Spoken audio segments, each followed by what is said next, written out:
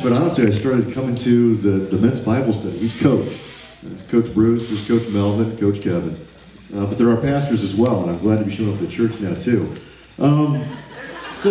Testimony. I want to talk to you about the middle of my testimony, but you have to go through the beginning to get to that. So here's the thing. I led my life on my own.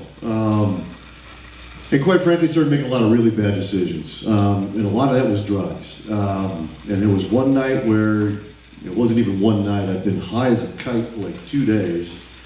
Was thinking about calling another dealer just to bring me some more. And I said to myself, if Jesus came back right now, would I want him to find me like this? And I was very, very still for the first time in a couple of years. And Jesus spoke to me. He said, I've been here all along. Come on back. So I did. And then that's where we get to the middle. I started coming back to church. I started opening up my Bible and reading it. And finally one day I said, God, is that really all that you wanted to do, was just save me from death?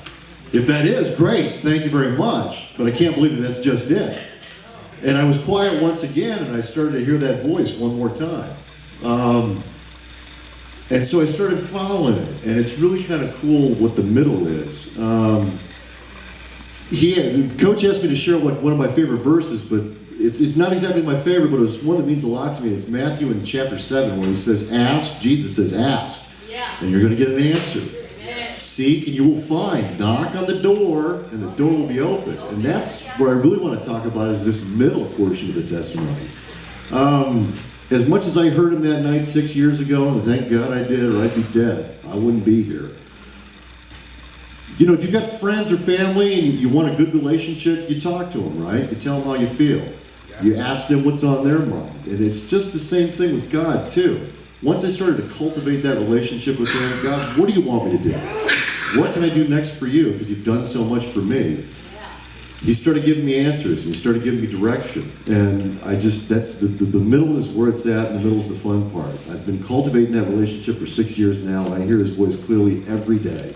Anytime I got something on my mind and say, I need an answer, give me an answer, He gives me an answer. Sometimes it's yes, sometimes it's no, sometimes it's wait, but I know I hear an answer every time I ask Him. And so that's kind of my challenge for you, is in the middle of my testimony, let me make that your challenge as well. Ask, seek, knock. He will answer. He will answer. And that's my testimony for you today. It's good.